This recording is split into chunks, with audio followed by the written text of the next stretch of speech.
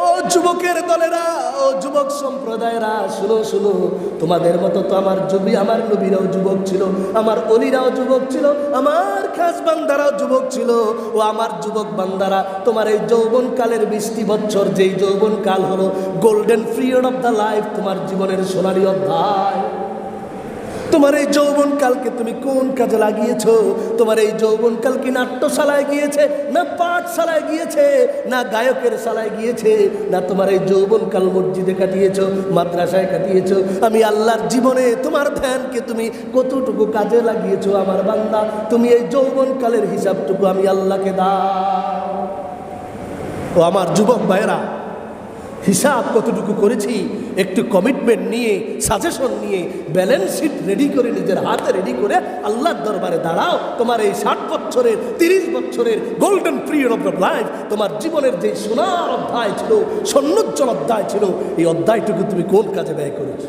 نحمده ونستعينه ونستغفره ونؤمن به ونتوكل عليه ونعوذ بالله من شرور أنفسنا ومن سيئات أعمالنا من يهده الله فلا مضل له ومن يضلله فلا هادي له ونشهد أن لا إله إلا الله وحده لا شريك له ونشهد أن سيدنا وسندنا وحبيبنا ومولانا محمدا عبده ورسوله الذي أرسله الله تعالى بالحق بشيرا ونذيرا وداعيا إلى الله بإذنه وسراجا منيرا فقد قال الله تبارك وتعالى في كلامه المجيد وفرقانه الحميد أعوذ بالله من الشيطان الرجيم بسم الله الرحمن الرحيم إن الله وملائكته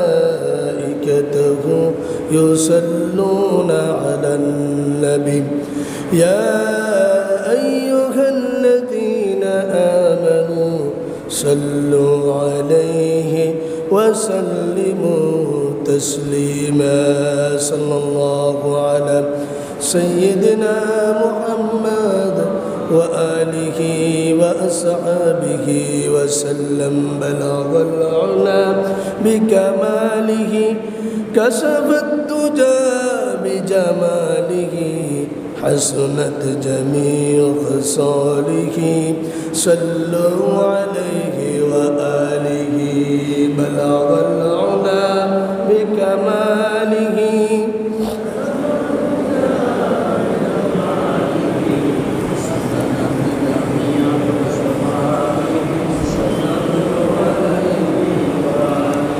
محمد بشر وليس كالبشر بل هو ياقوت والناس كالحجر بلغ العلا بكماله كشف الدجى بجماله حسنت جميع خصاله صلوا عليه وآله मुअज़्ज़ज़ मुहतरम हजरत मुसल्लियान किराम दिगर मुरब्बियान अज़्ज़ाम, মহান আল্লাহ পাক পরওয়ারদিগারে আলমের দরবারে অসংখ্য অগণিত শুকরিয়া আদায় করছি যে আল্লাহ পাক সুবহানাহু ওয়া তাআলা আমাদের সকলকে অত্যন্ত দয়া করে, মায়া করে, মেহেরবানি করে আরবি বৎসরের সর্বশেষ জুমা, আল্লাহ সুবহানাহু ওয়া তাআলা হিজরি সনের সর্বশেষ জুমাতে আল্লাহ পাক আমাদেরকে উপস্থিত হওয়ার তৌফিক এনায়েত করেছেন। এজন্য সে রব্বুল ইজ্জত ওয়াল জালালের দরবারে কালিমাত শুকর আদায় করি, সকলেই একই কণ্ঠে উচ্চারণ করি আলহামদুলিল্লাহ। মহান আল্লাহ রব্বুল আলমিনের মেহেরবানি, যে আল্লাহ সুবহানাহু ওয়া তাআলা এক একটি দিন, এক একটি সময়, এক একটি মিনিট, সেকেন্ড, সপ্তাহ, মাস পার করে আল্লাহ পাক আমাদেরকে আল্লাহ পাকের দেওয়া নেয়ামতের মাস, দিন এবং সময়কে আস্তে আস্তে আল্লাহ সুবহানাহু ওয়া তাআলা গোটা একটি বছর আমাদের মাস থেকে আল্লাহ রাব্বুল আলামিন বিদায় করে নিয়ে গেলেন। আমাদের মাঝে আজ পবিত্র আরবি মাসের জিলহজ, আরবি মাসগুলোর মধ্যে সর্বপ্রথম মাস হলো মুহররম এবং সর্বশেষ মাস হচ্ছে কি জিলহজ। এই জিলহজ মাসের আজ হলো 28 তারিখ, অর্থাৎ আজকেই হলো আরবি হিজরি সনের সর্বশেষ জুমা। আল্লাহ সুবহানাহু ওয়া তাআলা আরবি মাস আমাদেরকে যে দান করেছেন, এই আরবি মাস আমাদের মাঝে আজ 1444 হিজরি সনের বিদায় আমাদের মাস থেকে চলে যাচ্ছে। আগামী জুমাতে ইনশাআল্লাহ আল্লাহ পাক যদি হায়াতে বাঁচিয়ে রাখেন, তাহলে আগামী জুমাটি হবে 1445 হিজরি সনের প্রথম জুমা। এই যে আল্লাহ সুবহানাহু ওয়া তাআলা আমাদের জন্য এই 12টি মাসকে আল্লাহ পাক নির্ধারণ করেছে, এটাও আল্লাহর একটি বড় নিয়ামত। কিন্তু দুঃখের সাথে, আফসোসের সাথে বলতে হয়, আমরা মুসলমান হিসাবে, মুসলিম বৃহত্তম দেশ হিসাবে আমরা নিজেদেরকে মুসলিম দাবি করে আমরা আরবি সনটি অধিকাংশ মানুষ, মেজরিটি পার্সনই আরবি মাস কিভাবে যায়, কিভাবে আসে, তারিখ কিভাবে যায়, কিভাবে আসে, অধিকাংশ মানুষেরই এই ব্যাপারে খবর থাকে না। অথচ আরবি সনের সাথে আপনার নামাজ, একজন মুসলিম উম্মার রোজা, একজন মুমিন মুসলমানের হজ, যাকাত, যত ইবাদত রয়েছে, সকল ইবাদতের সাথে একমাত্র সম্পর্ক হচ্ছে হিজরি সনের সম্পর্ক, যেটা চাঁদের সাথে মিলিয়ে সম্পর্ক। চাঁদ উঠলেই, চাঁদ উদিত হলেই চাঁদের সময় নিয়ে আপনি নামাজ রোজা করতে হবে, এর বেশ কম করা যাবে না। দেশ দেশের চাঁদ যখন উদিত হবে সেই দেশে বিধান তখন অর্পিত হবে। কিন্তু দুঃখের সাথে, আফসোসের সাথে এই কথা বলা লাগে, আমাদের মাঝে কোন দিন মাস আসে আরবি, কোন দিন আরবি চলে যায়, গুটি কয়েক মানুষ শুধু নির্দিষ্ট কয়েকটি দিন ছাড়া, যেমন ঈদুল ফিতরের দিন কি, রমজান কি, শবে বরাত কি, শবে কদর কি, এই নির্দিষ্ট কয়েকটি দিবস আর রাত্র ছাড়া অধিকাংশ মানুষ এই মাস, এই আরবি হিজরি সন থেকে গাফেল থাকে। যদি আপনাদের মাঝে প্রশ্নটা থ্রো করি, এখন কত সন চলে, আমি তো একটু আগে বলে দিয়েছি, আমার মনে হয় এরপরও অনেকে এই প্রশ্নের উত্তরটা দিতে হিমশিম খাবে, কত হিজরি সন চলে। অথচ 1444 হিজরি সন আমাদের মাস থেকে আজকে বিদায় নিয়ে চলে যাচ্ছে। আজকে বলতে আজকে শেষ জুমা, আগামীকাল চাঁদ উঠলে আগামীকাল বিদায় নিবে, আর পরশুদিন বিদায়। কিন্তু আমাদের দেশে আরো দুটি সন আমাদের মাঝে প্রচলিত আছে, একটি হলো বাংলা সন, একটি ইংরেজি সন। ইংরেজি সনটা আমরা প্রয়োজনের খাতিরে আমরা হিসাব করি, যেমন অফিস আদালতে লাগবে, তারিখ হিসাব লাগবে, জানুয়ারি, ফেব্রুয়ারি, মার্চ, এপ্রিল, যতটুকু প্রয়োজন ততটুকুই হিসাব রাখা, এটাই হলো আমাদের জন্য করণীয়। কিন্তু আরবি মাস হিসাব রাখা সমস্ত মুসলমানদের জন্য ফরজে কিফায়া, সমস্ত মুমিনদের জন্য ফরজে কিফায়া। আফসোস হলো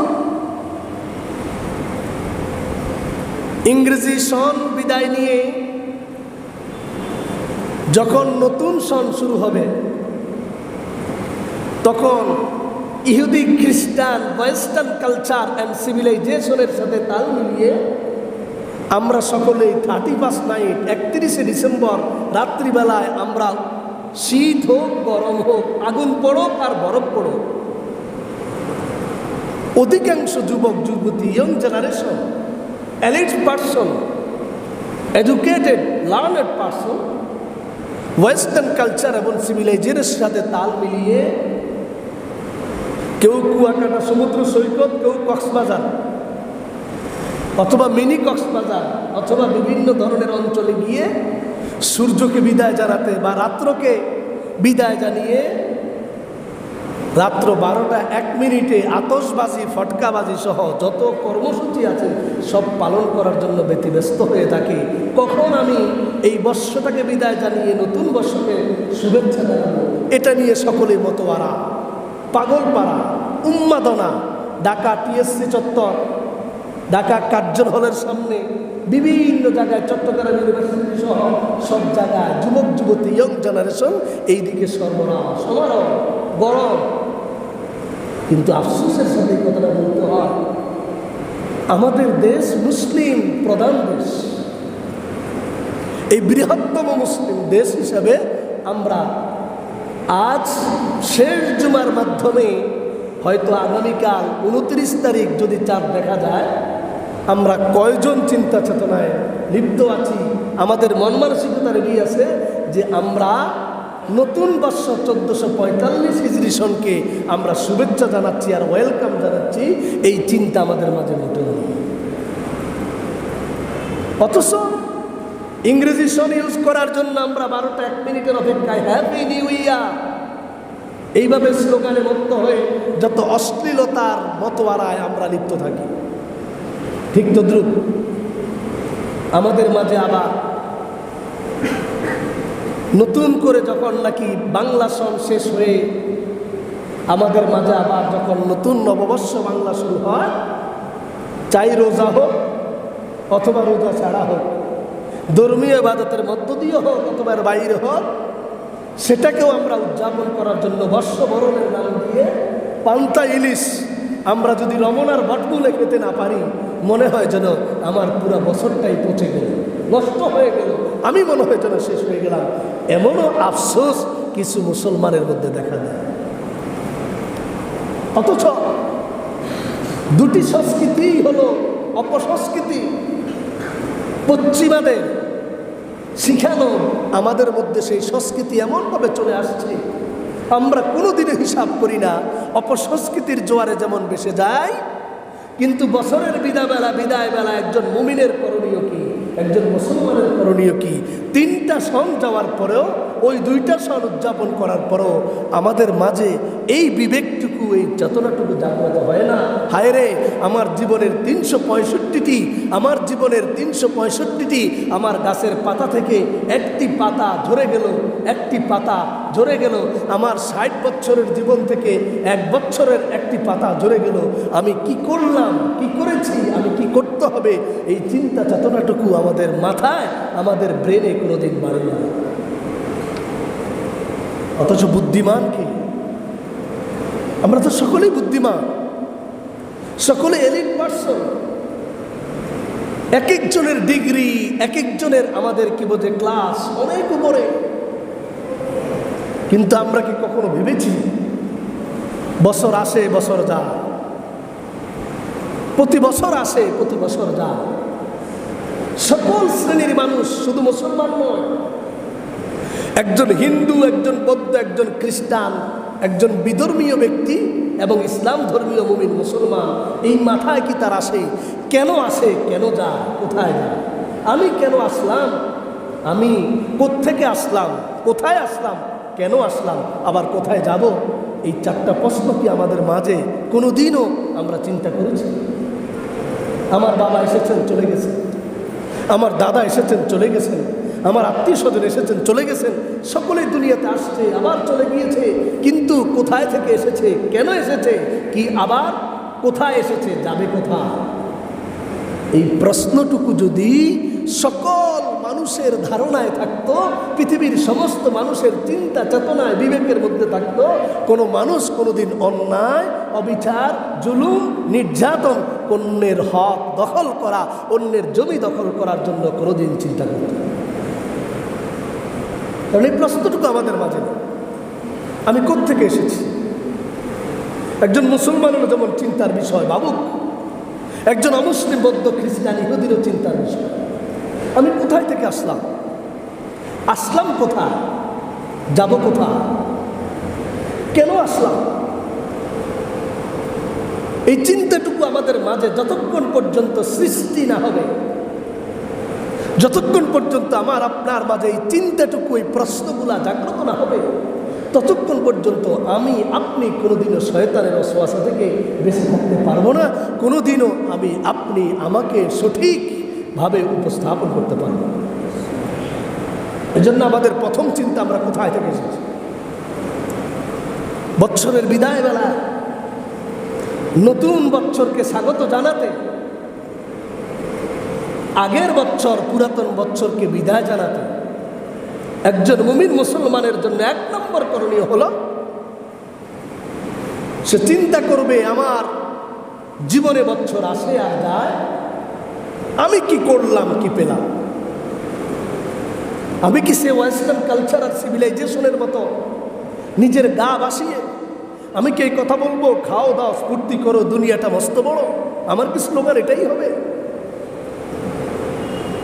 এই স্লোগান তো হতে পারে একজন অমুসলিমের, এই স্লোগান তো হতে পারে একজন নাস্তিকের, এই স্লোগান তো হতে পারে পশুর, এই স্লোগান তো পাখি, এই স্লোগান তো বনের সিংহ, এই স্লোগান তো হাইওয়ান। একজন মানুষের তো এই স্লোগান হতে পারে না, খাও দাও স্ফূর্তি করো, দুনিয়াটা মস্ত বড়। এটা তো একজন মানুষের স্লোগান হতে পারে না। মানুষ যার হুঁশ আছে তাকে বলা হয় মানুষ, তার তো বিবেক আছে। একজন বিবেকমান ব্যক্তির কাছে, সেই সে অমুসলিম হোক, সেই সে যে মানুষ হোক না কেন, একজন বিবেক সম্পন্ন ব্যক্তির কাছে প্রশ্নটুকু হলো, আমি কেন আসলাম? আমার প্রতিটি কাজের হিসাব আসে কিনা? আমার জীবনের গতি দ্বারা অন্যদের জীবনের গতি দ্বারা এক কিনা? এই হিসাব নিকাশ করার জন্যই আল্লাহ রাব্বুল আলামিন আমাকে দুনিয়ার মধ্যে পাঠিয়ে, আল্লাহ রাব্বুল আলামিন বলেন পবিত্র কোরআনে, আল্লাহ সুবহানাহু ওয়া তাআলা বলেন, ও ইমানদার মানুষ, ও আমার বান্দা, তোমার জীবন আর ওয়েস্টার্ন কালচার অ্যান্ড সিভিলাইজেশনের সেই পার্সনগুলোর জীবন, তোমার জীবন, তুমি একজন মুমিন, তুমি একজন আমার বান্দা, তোমার লাইফ আর তাদের লাইফ এক নয়। তোমার লাইফ আর তাদের লাইফের মধ্যে ভিন্নতা রয়েছে। তোমার লাইফ কি জিনিস আল্লাহ কোরআনে বলে দিয়ে বলেন, ইন হিয়া ইল্লা হায়াতুনাদ দুনিয়া নামুতু ওয়া নাহইয়া ওয়া মা নাহনু বিমাবউসিন। মহান আল্লাহ রাব্বুল আলামিন বলেন, বান্দারে আমার, তুমি তো আমার বান্দা দাবি করেছো, তুমি তো আমার বান্দা দাবি করে আমি আল্লাহকে আল্লাহ বলেছো। তোমার তো একটি মনোনীত ধর্ম ইসলাম রয়েছে, তোমার এই ইসলামের বিধিবিধান পালন করতে হবে। তোমার জীবন তো কোনো পশু পাখিনের জীবনের মতো নয়, তোমার জীবন তো বনের সিংহের মতো নয়, বনের হায়নার মতো নয়। তোমার জীবন তো একটি কন্ট্রোলিং পাওয়ারের মধ্যে, একটি কন্ট্রোলিং সিস্টেমের মধ্যে থাকবে। আল্লাহ রাব্বুল আলামিন বলেন, তুমি এই কথা ভাবলে চলবে না। ইন হিয়া ইল্লা হায়াতুনাদ দুনিয়া নামুতু ওয়া নাহইয়া ওয়া মা নাহনু বিমাবউসিন। এই স্লোগান তো তাদের, এই স্লোগান তো ওয়েস্টার্ন কালচার এন্ড সিভিলাইজেশনে, এই স্লোগান তো পশ্চিমা সভ্যতার মানুষগুলো, নোংরা মানুষগুলো, বিবেকহীন মানুষগুলো, যারা বলে ইন হিয়া ইল্লা হায়াতুনা নামুতু ওয়া নাহইয়া। আর এই দুনিয়ার জীবন তো খাও দাও স্ফূর্তি করো, দুনিয়াটা মস্ত বড়, এসেছি চলে যাব, গরু ছাগলের মতো মরে যাব, আমাকে দাপন করবে না, ফালাই দেবে। ইন হিয়া ইল্লা হায়াতুনা দুনিয়া নাহইয়া ওয়া নামুতু। আমি শুধু বাঁচবো আর মরবো, আমার কোনো জীবনের টার্গেট নেই, আমার জীবনের কোনো বাস্তবতা নেই। এই চিন্তা চেতনা তো তাদের। অথচ আল্লাহ নিজে বলেন, ওয়ামা নাহনু বিমাবউসিন। এটা কি তারা কোনোদিন কল্পনা করো না? তোমরা কি কোনোদিন ভাবো না মৃত্যুর পরেই যে আমি আল্লাহর কাছে তুমি পুনরুত্থিত হতে হবে, প্রশ্নগুলোর জবাব দিতে হবে। হাসরের ময়দানে যখন আমি আল্লাহর দরবারে তুমি দাঁড়াইবা, 7টি প্রশ্নের জবাব দেওয়া ছাড়া তুমি যতই বড়ই শক্তিশালী হও, যতই পাওয়ারফুল হও, আমি আল্লাহর সামনে থেকে এক কদমও তুমি নাড়াতে পারবে না। আল্লাহ রাসূল ঘোষণা করে বলেন, সর্বপ্রথম তোমার জীবনের প্রশ্ন করা হবে আন উমরিহি ফীমা আফনা, তোমার গোটা 70 বছরের জীবনকে তুমি কোন কাজে ব্যয় করেছো। ওরে আমার বান্দা, তুমি আমার কাছে জবাব দাও। 1 নম্বর প্রশ্ন, তোমার এই 60-70 বছরের জীবন কোন কাজে ব্যয় করেছো। বছর আসে বছর যায়, তোমার সামনে দিয়ে তো 60টি বছর চলে গেল, 40টি বছর চলে গেল, তুমি কি তাদের মতো বলো ইন হিয়া ইল্লা হায়াতুনা দুনিয়া নামুতু ওয়া নাহইয়া ওয়া মা নাহনু বিমাবুসিন। পুরা দুনিয়াটা মস্ত বড়, শুধু আমার চিন্তা হলো খাও দাও আর স্ফূর্তি করো, পুরা দুনিয়া ঘুরো, আল্লাহর ইবাদতের ধার ধারে। এমনকি আল্লাহ রাব্বুল আলামিনের রাসূল ঘোষণা করেন, হাসরের ময়দানে তোমার কাছে প্রশ্নটুকু যখন করা হবে ওয়া আন উমরিহি ফীমা আফনা, তোমার এই জীবনকে 60 বছরের জীবনকে কি কাজে লাগিয়েছো, ও বান্দা তুমি আমাকে জবাব দাও। 2 নম্বর যখন প্রশ্ন করা হবে ওয়া আন শাবাবিহি ফীমা আবলা,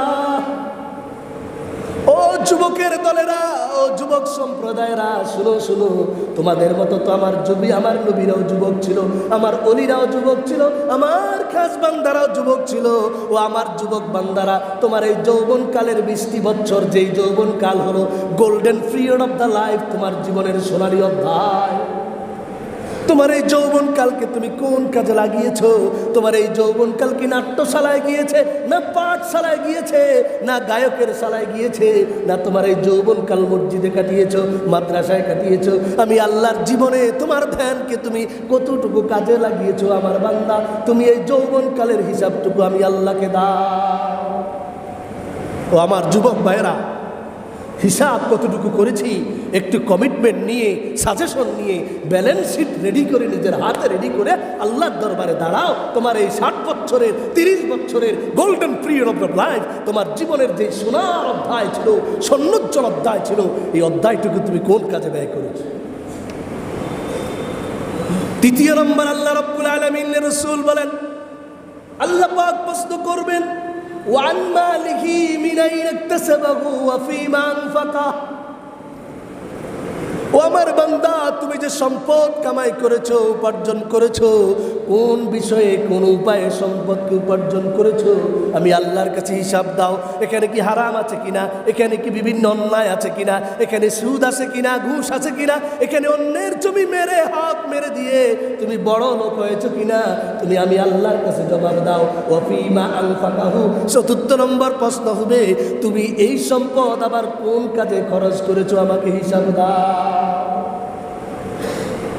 আপনার সম্পদ কামাই করতে গিয়ে সেই সম্পদ আপনার অন্যায়ভাবে কামাই হয় না, বুঝেছি, ভালোভাবে কামাই করেছে, কিন্তু আল্লাহ জানবেন এই যে ভালোভাবে তুমি কামাই করেছো, কোনো সুদ নেই, ঘুষ নেই, কোনো ধরনের বাতিলের মিশ্রণ নেই, মিথ্যার আশ্রয় নেই, কিন্তু তুমি কোন কাজে, কোন ন্যাক কাজে, কোন ভালো কাজে খরচ করেছো, আমাকে জবাব দিতে হবে।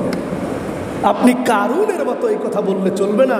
সম্পদ আমি কামিয়েছি, খরচ আমি করব যেখানে মনে চায় সেখানে, এই প্রশ্নের জবাব আল্লাহর কাছে দিতে হবে।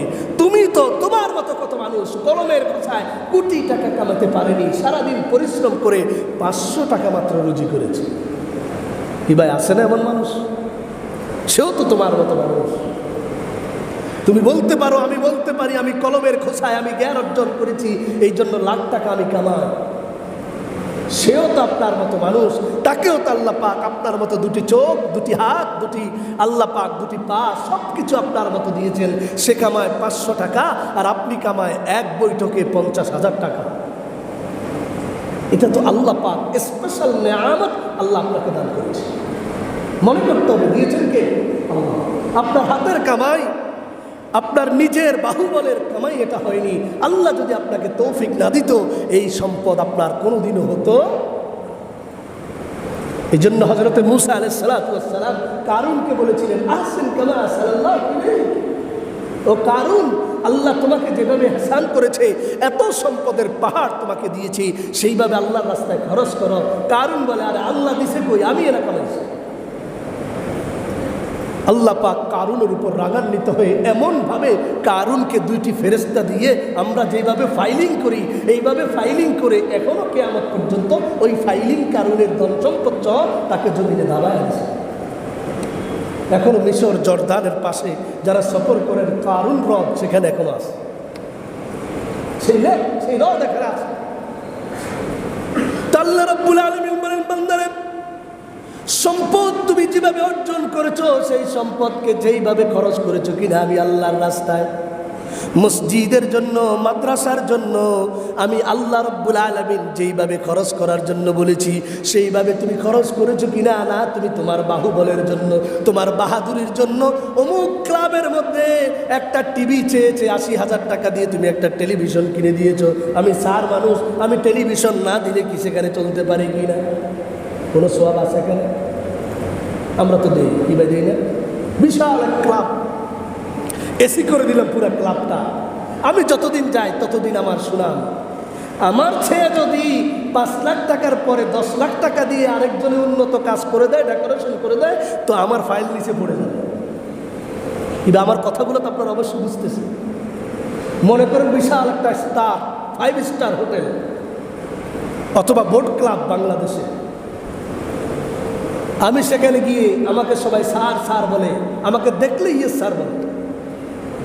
আমি কি করলাম? তাদের এই স্যার স্যার উপাধি পাওয়ার জন্য সাময়িকভাবে, যেটার কোনো স্থায়িত্ব নেই, আমার মৃত্যুর পরে যেখানে কিছুই আসবে না, গুনার পাপ ছাড়া কিছুই ঢুকবে না আমার আমল, সেখানে আমি আমার বড়ত্ব ফুটানোর জন্য আমি সেখানে 50 লাখ টাকা 10 লাখ টাকা দিয়ে বিশাল একটা ডেকোরেশন করে দিলাম।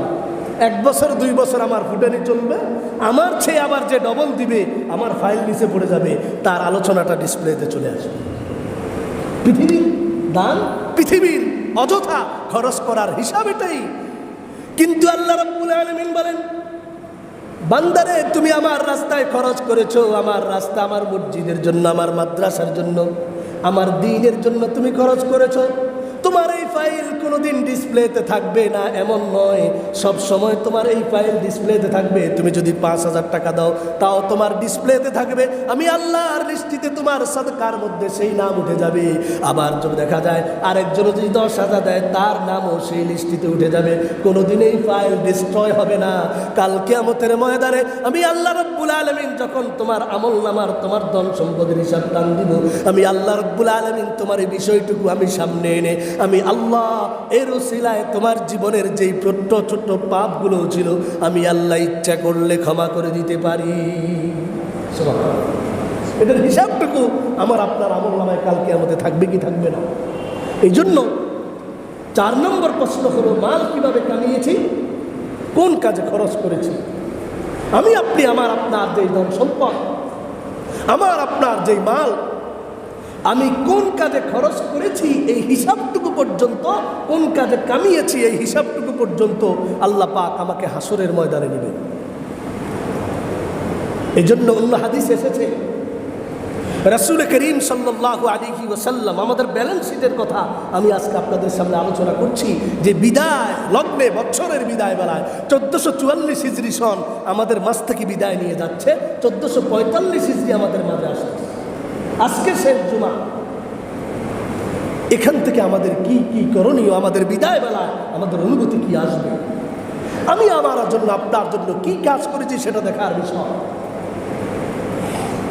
5 নম্বর প্রশ্ন আল্লাহ রাব্বুল আলামিন করবেন হাসরের ময়দানে, ওমা নাহনু বিমা বুসিন, আমরা যে হাসরের ময়দানে উপস্থিত হতে হবে আল্লাহর দরবারে, আমার যে হিসাব হবে, আমার এই জীবনের হিসাব হবে। 5 নম্বর প্রশ্ন হলো ওয়ান ইলমিন, আমার ইলম সম্পর্কে প্রশ্ন করা হবে। এই ইলম দিয়ে, এই জ্ঞান, কোরআন সুন্নাহর জ্ঞান অর্জন করে তুমি কতটুকু মানুষের উপকার করেছো, কতটুকু ফায়দা হয়েছে, নাকি এলেমের জ্ঞানের খেয়ানত করেছো, এই বিষয়টুকু একজন জ্ঞানীকে প্রশ্ন করা হয়। তাহলে কয়টা প্রশ্ন পেল? 5টা প্রশ্ন। এই 5টা প্রশ্নের জবাব কি দেওয়ার জন্য আমি আপনি রেডি করে আসি? আমার তো 1 বছর চলে গেল, আমার তো জীবনের 60 বছর চলে গেল, আর হয়তো 5 বছর বাঁচবো, আর হয়তো 2 বছর বাঁচবো। আমি আপনি কি কোনোদিন দাঁড়িয়ে নিজের ব্যালেন্স শিট রেডি করতে পেরেছি?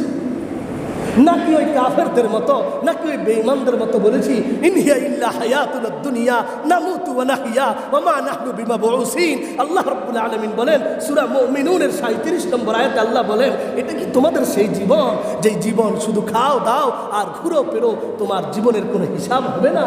এমন তো হতে পারে না। এই জন্য আল্লাহ রাব্বুল আলামিন পবিত্র কোরআনের আরেকটি আয়াতে ঘোষণা করে বলেন, ইয়া আইয়ুহাল্লাযীনা আমানু তাকুল্লাহা ওয়াল তানযুর নাফসুম মা কদ্দামাত লিগাদ ওয়াত্তাকুল্লাহা ইন্নাল্লাহা খাবীরুম বিমা তা'মালুন। মহান আল্লাহ রাব্বুল আলামিন বলেন পবিত্র কোরআনের 28 নম্বর পারার সূরা হাসরের 15 নম্বর আয়াতে আল্লাহ 18 নম্বর আয়াতে আল্লাহ রাব্বুল আলামিন ঘোষণা করে বলেন, ইয়া আইয়ুহাল্লাযীনা আমানুত্তাকুল্লাহ, ও আমার ঈমানদারেরা আল্লাহকে ভয় করো, আল্লাহ ওয়াল তানযুর নাফসুম মা কদ্দামাত লিগাদ, এবং তুমি তোমার আফটার লাইফ মৃত্যুর পরের জীবনের জন্য কি করেছো এই হিসাবটুকু তুমি নিজে করে নাও। কে বলতেছেন? কথা বলেন না, কে বলতেছেন? আল্লাহ বলতেছেন ওয়াল তানজুর নাফসুম মা কদ্দামাত লিগাদ। তুমি তো দুনিয়ার মধ্যে থেকে যে কোনো একদিন চলে যাইবা। তোমার বাবা ছিল না, তোমার দাদাও ছিল না। যে কবরকে বিশ্বাস করে না সেও এটা বিশ্বাস করে দুনিয়াতে থাকা যাবে না। যে নাস্তিকরা কবরকে বিশ্বাস করে না, হাসরকে বিশ্বাস করে না, তারাও এটা বিশ্বাস করে দুনিয়াতে থাকা যাবে না। আমার দাদা ছিল না, থাকতে পারে নাই। পৃথিবীর কোনো ফেরাউন, সাদ্দাত, নমরুদ, হামানও থাকতে পারে না। কি ভাই পারছে? কেউই পারে না। আমিও চলে যেতে হবে, কিন্তু তার বিশ্বাসের কারণে সে তো আযাব পাবে। আমার তো বিশ্বাস আমার মৃত্যুর পরে আমার দুইটা লাইফ, একটা আর্থলি লাইফ আর একটা আফটার লাইফ, একটা পার্থিব জীবন আর একটা হলো মৃত্যুর পরের জীবন। তার তো বিশ্বাস মৃত্যুর পরের জীবনে আমাকে হিসাব দিতে হবে। কি ভাই হিসাব লাগবে কি লাগবে না?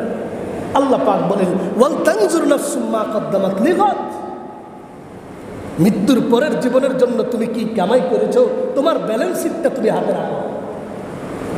হাসরের ময়দানে যদি আল্লাহ জিজ্ঞাসা করে, ও বান্দা তুমি তোমার বেহেশতে যাওয়ার কি নিয়ে আসছো, ডকুমেন্ট দেখাও, ব্যালেন্স শিট দেখাও।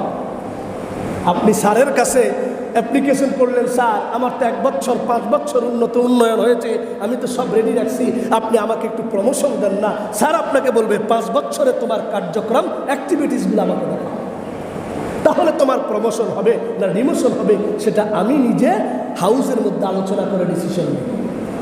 ঠিক তদ্রুপ আমার আপনার মৃত্যুর পরে আমি কোন ক্লাসের জান্নাত পাবো নাকি জাহান্নামে যাব, কোন ক্লাসের জান্নাত, জান্নাতুল ফেরদাউসে যাব নাকি আমি অন্য জান্নাতে যাব, না জান্নাতুল মাওয়াতে যাব, না আমি জাহান্নামের মধ্যে যাব, আপনার ব্যালেন্স শিট যদি আল্লাহ চায়, বান্দা আমাকে তুমি ব্যালেন্স শিট দেখাও। ইকরা কিতাবাকা কাফা বিনাফসিকাল ইয়াউমা আলাইকা হাসিবা। আমার ব্যালেন্স শিট আল্লাহ দেখানোর আগে আমি যেন আল্লাহকে ব্যালেন্স শিট দেখাতে পারি। এই জন্য আল্লাহ বললেন ওয়াল তানজুর নাফসুম মা কদ্দামাত লিগাদ, মৃত্যুর পরের অনন্ত অসীম সময় কালকে থাকতে হবে, বের হওয়ার কোনো সুযোগ নেই। সেই সময়ের জন্য তুমি তোমার হিসাব এবং ব্যালেন্সটুকু রেখে যাও। যতদিন তুমি দুনিয়া থেকে চলে যাইবা আবাদুল আবাদের জন্য এই দুনিয়া যতদিন থাকবে যেন তোমার কোনো একটা কাজের সওয়াব আসতে থাকে। বলেন সুবহানাল্লাহ। অ্যাকাউন্ট তুমি রেডি করে দাও, এখান থেকে যেন প্রফিট আসতে থাকে, এখান থেকে যেন তোমার বিভিন্ন লাভ আসতে থাকে, এই জন্য তুমি সেই প্রস্তুতি নিয়ে যাও। এই জন্য রাসূল করিম সাল্লাল্লাহু আলাইহি সাল্লাম আরেকটি হাদিস বলেছেন, মুসলিম শরীফের হাদিস, ওয়াকাল নবী সাল্লাল্লাহু আলাইহি ওয়াসাল্লাম ইযা মাতাল ইনসানু ইনকাতা আনহু আমালুহু। প্যারা নবী রাসূল করিম সাল্লাল্লাহু আলাইহি সাল্লাম বলেন, মানুষ যখন মারা যায়, কারণ এই মানুষ তো দুনিয়ার মধ্যে বেশি দিন থাকতে পারবে না, যে কোনো মুহূর্তে চলে যেতে হবে। মানুষ যখন মরে যাবে, মরে যাওয়ার পরে আবাদুল আবাদ অসীম সময়ের জন্য, অনন্ত অসীম সময়কালের জন্য এই মানুষের যেন হিসাবটুকু আল্লাহর দরবারে সব সময় জারি থাকে, তার কবরের মধ্যে তার এই সওয়াবটুকু বুঝতে থাকে। আল্লাহ রসুল বলেন, মানুষ মারা যাওয়ার পরে তার সব আমল বন্ধ হয়ে যায়, সব কর্মসূচি বন্ধ হয়ে যায়, সব ফাইল গোছানো হয়ে যায়, তার সকল ধরনের দরজা বন্ধ হয়ে যায়। কিন্তু আল্লাহর নবী বলেন, তিনটি জিনিস তার জন্য কিয়ামত পর্যন্ত, বেহেশতে যাওয়া পর্যন্ত আল্লাহ পাক চালু করে রাখে। কয়টা জিনিস? কয়টা জিনিস? ইল্লা মিন সাদকাতিন জারিয়া। রাসূল করিম সাল্লাল্লাহু আলাইহি সাল্লাম বলেন, কেউ যদি সদকায়ে জারিয়ার কোনো কাজ করে যায়, আল্লাহ পাক কিয়ামত পর্যন্ত তার কবরের মধ্যে, যতদিন সে কবরের জীবনে থাকবে, যতদিন সে মৃত্যুর পরে থাকবে, আল্লাহ পাক এই দুনিয়া যতদিন থাকবে ততদিন তার আমলনামায় সদকায়ে জারিয়ার সওয়াব পৌঁছতে থাকবে। সুবহানাল্লাহ। এক নম্বর। নাম্বার 2, রাসূল বলেছেন, আওয়ালাদিন সালিহিন ইয়াদউ লাহ, অথবা কোনো নেক সন্তান সে রেখে গেল, ওই নেক সন্তান প্রতিদিন তার জন্য দোয়া করে, প্রতিদিন তার জন্য ইবাদতের সওয়াব পাঠায়, প্রতিদিন সন্তান তার জন্য বলে, রব্বির হামহুমা কামা রব্বায়ানি সগীরা। আল্লাহ, আমার মা বাবাকে তুমি কবরের মধ্যে যেইভাবে আমার ছোটবেলায় পালছে এইভাবে তুমি পালবে। এর চেয়ে বড় দোয়া হতে পারে? আল্লাহ রসুল বলেন, এই দ্বিতীয় নম্বর অপশন হলো, কোন ব্যক্তি যদি তার নেক সন্তান রেখে যায়, ওই সন্তান তার জন্য দোয়া করবে। তৃতীয় নম্বর আল্লাহ রসুল বলেন, আও ইলমিন ইনতাফাউনা, যেই এলেমের মাধ্যমে এমন জ্ঞান তুমি মানুষকে শিখাইতেছ, হাদিস পড়াইতেছ, কোরআন পড়াইতেছ, জুমার বয়ান করতেছি, এই খেদমতের মাধ্যমে আল্লাহ রাব্বুল আলামিন কাল কিয়ামতের ময়দানে আমার আপনার আমল নামায়ও যতদিন আপনি আমল করতে থাকবেন ততদিন সওয়াব জারি থাকবে। বলেন সুবহানাল্লাহ। তাহলে মানুষ মরে গেলেও ওই যে কথা আছে না, রাজার হাতি মরলো লাভ, বাঁচলো কি? মানুষ মুসলমান মরলো লাভ, বাঁচলো লাভ, অমুসলিম মরলো লাভ নেই, বাঁচলে যা হয় আর। একজন ইহুদি, একজন খ্রিস্টান, একজন বৌদ্ধ, একজন হিন্দু, মৃত্যুর আগে যা কিছু হয় হলো, মৃত্যুর পরে তার মরলে কোনো লাভ নেই। একজন মুসলমান বাঁচলো লাভ, মরলো লাভ। বাঁচলে লাভ হলো সে আমল করে নিজের আমল নামা সুন্দর আল্লাহর কাছে সাজাইলো, আর মৃত্যুর পরে মরে গেল লাভ হলো দুনিয়াতে যে নেক আমলগুলা করে গিয়েছে, সদকায়ে জারিয়া করে গিয়েছে, এলেমের মাদ্রাসার খেদমত করে গিয়েছে, আল্লাহ পাক তার আমল নামায় পৌঁছাই দিয়েছে। ভালো। এই জন্য ভাইয়ের আমাদের বছরের বিদায় বেলা 1444 হিজরি সনের শেষ জুমায় আমাদের আজকের যে পাওনা হলো, আমি আপনাদের মাঝে একটি বিষয় উপস্থাপন করি। আমি বলতে চাই নাই, বলার জন্য চেষ্টা করলাম না, কিন্তু আমি লক্ষ্মীপুর যে মাদ্রাসার মধ্যে ছাত্রদের মাঝে বুখারী শরীফ পড়াই, হাদিসের দরজ দিই, সেই মাদ্রাসায় এতিমখানার যে ছাত্ররা যাদের থাকার কোনো জায়গা নেই, কথাটুকু আসতে প্রসঙ্গক্রমের জন্য বললাম। আলহামদুলিল্লাহ 5,500 স্কোয়ার ফিটের একটি দোতলা ভবনের কাজ ধরছে। শুধু নিচতলা হয়েছে, দোতলা থাকার জন্য ছোট্ট ছোট্ট এই বাচ্চাদের এবং এতিম ছাত্রদের, অসহায়দের কোনো থাকার জায়গা নেই। এই জন্য মাদ্রাসা কর্তৃপক্ষ 5,500 স্কোয়ার ফিটের অলরেডি কাজ শুরু করে দিয়েছে, দোতলার কাজ। আলহামদুলিল্লাহ কয়েকজন ব্যক্তি রডের ব্যবস্থা করে দিয়েছে, আরও 2-1 ইটেরও ব্যবস্থা করে দিয়েছে, সিলেকশন বালুসহ আরও অন্যান্য যা দরকার সব ব্যবস্থা করে দিয়েছে। এখন শুধুমাত্র একটি কাজ বাকি আছে, সেটা হলো ছাদ ঢালাইয়ের জন্য প্রায় 750 বস্তা সিমেন্টের প্রয়োজন। কত বস্তা? 750 বস্তা। আমি হাদিসের দরজ দিতে যাওয়ার সময় বুখারী শরীফের দরজ দিচ্ছি, এই মুহূর্তে মাদ্রাসার মোহতামিম বা প্রিন্সিপাল সাহেব আমার সেখানে গিয়ে আবেদন করছেন, যেহেতু ওনারা জানেন আপনাদের মসজিদ বাংলাদেশের মধ্যে একটি অন্যতম মসজিদ, খুলশি মসজিদ, এবং তাদের ধারণা আছে, তারা বললেন আপনি যদি সেখানে একটু উপস্থাপন করেন, কোনো ভাই যদি 50 বস্তা, 100 বস্তা, 200 বস্তা, 500 বস্তা সিমেন্টের ব্যবস্থা করে দেয়, তাহলে গাড়ি করে এখান থেকে লক্ষ্মীপুর মাদ্রাসার উদ্যোগে, আমার হাতে টাকা না দিয়ে আপনারা সিমেন্টের বস্তা কিনে দিলেন, আপনারাই ব্যক্তিগত উদ্যোগে, যৌথ উদ্যোগে আপনারাই তো দান করেন। এই মসজিদ ছোট্ট চাপড়া থেকে এত বড় হয়েছে, আমাদের মসজিদ সংলগ্ন দারুন নাজাত হিফজখানার কাজও আলহামদুলিল্লাহ অনেক দূরে গিয়ে আমরা গত সপ্তাহে ইন্টারভিউ নিয়েছি, হাফেজও সিলেকশন হয়েছে। আলহামদুলিল্লাহ আমাদের কার্যক্রম অতি দ্রুত ইনশাআল্লাহ বাস্তবায়ন হবে। আপনাদের এখান থেকে দিন এলমের গ্রানও চালু হবে।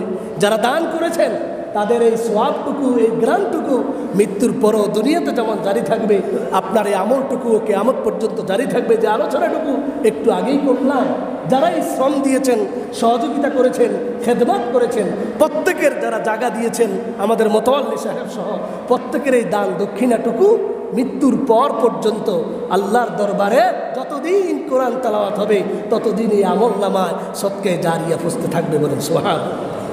এই জন্য আপনাদের মাঝে উপস্থাপন করলাম।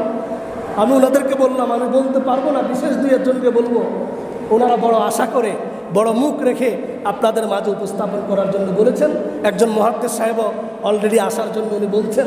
আমি বললাম যাওয়ার দরকার নেই, আমি নিজে বয়ানের মধ্যে উপস্থাপন করব। তো ইনশাআল্লাহ আপনাদের কাছে আশা করি, প্রথম কথা হলো আপনারা গিয়ে লক্ষ্মীপুরের একেবারে সদরে জামিয়া আজিজিয়া মদিনাতুল উলুম মাদ্রাসা এতিমখানা, অনেক বড় দাওরা হাদিস মাস্টার্স কামেল পর্যন্ত সেখানে ছাত্ররা পড়ালেখা করে। আপনারা যদি মনে চান একটু গিয়ে আপনার একটু দৃশ্যটা দেখে আপনার যা ভালো লাগে আপনি সেখানে কিছু দান করে আসবেন। অথবা কেউ যদি যেতে না পারেন, আপনার ব্যক্তিগত উদ্যোগে 10 বস্তা সিমেন্ট অথবা 20 বস্তা, 50 বস্তা, অন্তত যদি 200-500 বস্তা আপনাদের এখান থেকে একটু ব্যবস্থা করে দিতে পারি, তাহলে আমার মৃত্যু বড় থাকলো। আপনাদেরও যে অবস্থানটা আপনাদের মসজিদের খতিব হিসাবে আপনারা যে মূল্যায়ন করছেন, এই কথাটুকু যেন আমার লক্ষ্মীপুরবাসী আপনাদেরকে যেন স্মরণ করে। এই জন্য প্রত্যেকের ব্যক্তিগত উদ্যোগে, যৌথ উদ্যোগে আমি আজকের এই জুমার বয়ান থেকে বছরের বিদায় বেলায় 1444 হিজরি সনের শেষ জুমাতে এসে আপনাদের মাঝে উপস্থাপন করলাম। আপনারা সকলেই যার যার ভাবে, ব্যক্তিগতভাবে যেভাবে পারেন, যদি একটি টাক বোঝাই করে আমি সিমেন্টের বস্তা নিয়ে যেতে পারি, তারা অনেক খুশি হবে। এতটুকু আশা আপনাদের মাঝে রাখি। ইনশাআল্লাহ আপনারা সকলে সাহায্য সহযোগিতা করবেন, সকলে হাত বাড়িয়ে দিবেন। যতদিন পর্যন্ত এই দ্বিতল ভবনের মধ্যে ছেলেরা পড়াশোনা করবে, সেজদা দিবে, কোরআন তেলাওয়াত করবে, হাদিসের দরস নিবে, ততদিন পর্যন্ত আমি যে বলতেছি আমার আমল নামায় পুষবে, আপনারা যে দান করবেন আপনাদের আমল নামায় পুষবে। আমি আলহামদুলিল্লাহ আমার ব্যক্তিগত তহবিল থেকে 10-20 বস্তা পর্যন্ত আমি ওয়াদা দিয়েছি। আমি বলছি আমি আমার হালাল টাকা থেকে আমি এতটুকু দিব, আমি যতটুকু পারি। আপনারাও যদি যৌথ উদ্যোগে, আমি আর কাউকে এই জুমার বয়ানে আর অতিরিক্ত কিছু বলবো না, আপনারা সকলেই ব্যক্তিগত উদ্যোগে ইনশাআল্লাহ এই ব্যবস্থাটুকু নেবেন। আশা করি আপনারা একটু যোগাযোগ রাখবেন যেন আমরা এই কাজটা আগামী সপ্তাহের ভিতরে দ্বিতল ভবনটা আমরা কমপ্লিট করতে পারি। আমার কাছে মোবাইলের ছবিও আছে, ভিডিও আছে, আপনারা দেখে নিতে পারেন। অথবা সরজমিনে একটু দয়া করে যদি দেখে আসেন, খুশি হব আপনাদের জন্য। প্রতি জুমায় এবং প্রত্যেক দিন আসরের পরে মসজিদে আমল হয় এবং দোয়া পড়ে আপনাদের জন্য দোয়া করা হয়। আল্লাহ পাক যেন আমাদের এই দোয়া, এই আমল, আমাদের এই দান সদকাত, এই খায়রাতগুলোকে আল্লাহ যেন কবুল আর মঞ্জুর করে নিন, বলেন আমিন। এবং আমাদের মসজিদে যেইভাবে দান আমরা চালু রেখেছি, এইভাবে দানের হাতকে আমরা চালু রাখবো। মাদ্রাসা এতিমখানায় যেভাবে দানের হাত চালু রেখেছি, এইভাবে দানের হাত চালু রাখবো। আমার আপনার জীবনের শেষ পর্যায়ে আমি যেন এই আমলটুকু, এই দান সদকাটুকু যেন আমার মৃত্যুর পরে আমি জারি, সদকায় জারি হিসেবে পেতে পারি। আল্লাহ পাক আমাদের সকলকে, সবাইকে আমল করার তৌফিক দান করুন, আমিন সুম্মা